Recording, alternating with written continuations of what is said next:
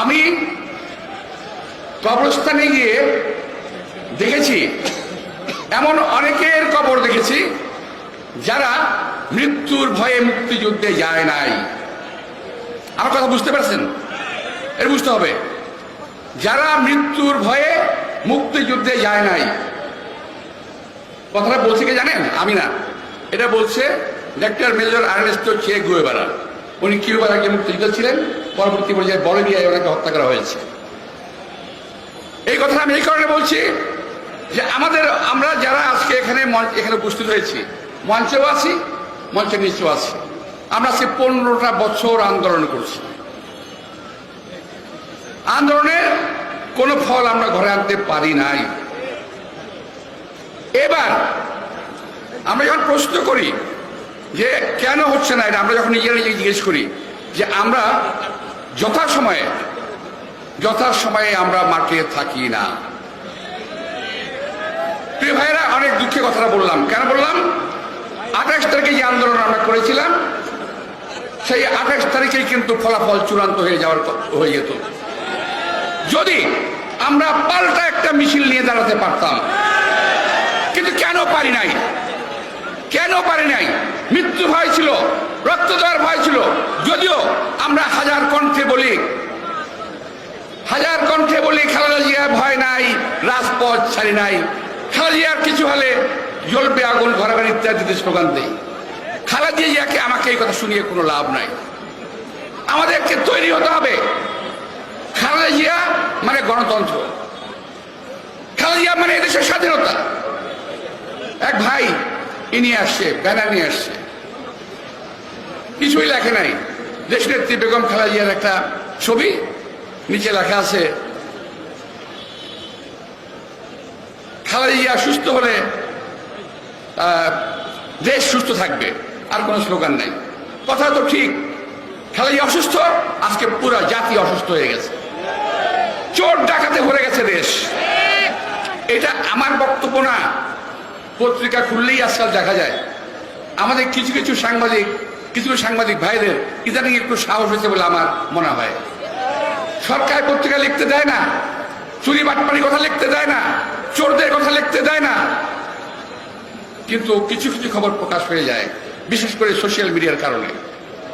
প্রিয় ভাইরা, আজকে আমি ওই কথা বললাম এই কারণে যে আমাদের যে জনসমর্থন, এই জনসমর্থনকে কাজে লাগিয়ে আমাদেরকে প্রত্যেকটা কর্মীকে, প্রত্যেক এলাকার আমাদের যারা সমর্থক আছে তাদেরকেও মাঠে নিয়ে আসতে হবে।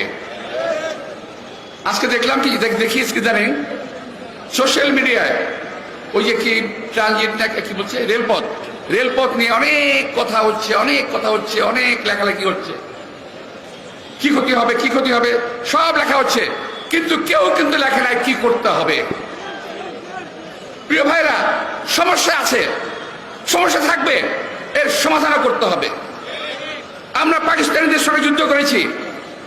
মাওলানা ভাসানী বলেছিলেন পাকিস্তানের থেকে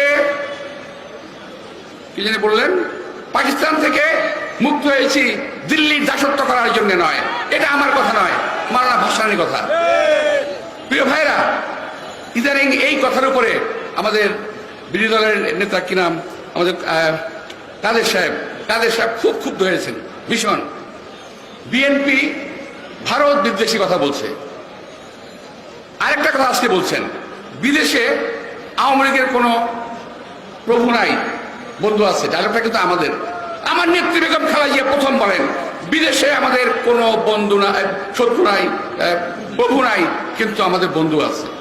কথাটা বাস্তব। এটা কে বলেছে? দেশনেত্রী বেগম খালেদা জিয়া। সেই কথাটা আজকে ওবায়দুল কাদের সাহেব বলেছেন যে আমাদের বিদেশে আমাদের বন্ধু আছে। এখন উনি বলেন ভারত বিদ্বেষী কথাবার্তা বলছে বিএনপি। ভাই, বিএনপি ভারত বিদ্বেষী কখনোই ছিল না। আপনারা বলছেন, আর আপনারা আরেকটা বলছেন, আর বলছেন কি বলবো ভাই, বলছে বাংলাদেশকে, আওয়ামী লীগকে ভারতের সেবাদাস হিসেবে উনি আমাদেরকে বলতে চায়, পরিচিত করতে চায়। আরে ভাই, আমাদের পরিচিত হতে এখন আপনারা হন নাই? এখন কি আপনারা সেবাদাস হন নাই বলছেন? সবকিছু দিয়ে দেওয়ার পরে সব এনেছেন কি, আনলেন কি? তো যাই হোক, এখন আমরা কাউকে যারা এই কথা বলে ভারত বিদ্বেষী কথাবার্তা বলছে, তারা ভারতের নাগরিক হলে আমি আপত্তি করতাম না। যারা ভারতের নাগরিক তারা কথা বললে বলতেই পারে, কিন্তু ওবায়দুল কাদের সাহেব এজেন্সি নিয়ে আজকে উনি বলছেন যে উনি সেবাদাস নন। প্রিয় ভাইরা, পরিষ্কার বলতে চাই, দেশ নেত্রী বেগম খালেদা জিয়ার যে কোনো মূল্যে মুক্তি দিতে হবে। চোর, বাটপার, ডাকাত, বদমাশ সব মুক্তি পেয়ে যায়, আর দেশ নেত্রী বেগম খালেদা জিয়াকে আপনি মুক্তি দিতে চান না কেন? আবার আরেকজন বলেন কি জানেন, শেখ কি নাম, হাসান মাহমুদ, উনি বলেন চিকিৎসা নিয়ে উনি ভালোই আছেন। আরে ভাই, আপনার মা কিংবা আপনার স্ত্রী কিংবা আপনার বোন, আপনার দাদি নানি এরা যদি হতো, কি করতেন আপনি? আমার নেত্রী জীবন নিয়ে জীবন হানির অবস্থা হয়ে গেছে, কোন রকমে বেঁচে আছে, আমরা তাকে বাঁচানোর চেষ্টা করছি, দোয়া করছি। চিকিৎসকরা বলে দিয়েছে আমাদের পক্ষে সম্ভব না, আর আপনারা বলেন যে উনি ভালো আছে। আমি বলতে চাই, উনি ভালো আছেন, এই কথা আপনারা দোয়া করেন, বলতে থাকেন, ইনশাল্লাহ হয়তো ভালো হয়ে উঠবেন। নইলে আমরা যে আজকে কিন্তু বহুদিন পরে প্রথম দেশনেত্রী বেগম খালেদা জিয়াকে নিয়ে আমরা মুখ খুলেছি, এই মুখ কিন্তু আর থামবে না। কোথায় গিয়ে থামবে সেটা আল্লাহই বলতে পারে। আমার প্রিয় ভাইদেরকে আমি আবার আহ্বান জানাতে চাই, দেশনেত্রী বেগম খালেদা জিয়ার মুক্তির স্বার্থে কোনো আপোষ কোথাও কারোর সঙ্গে আমাদের হবে না। তাকে আমরা মুক্ত করে ছাড়বো ইনশাআল্লাহ। কোনো পরিস্থিতিতেই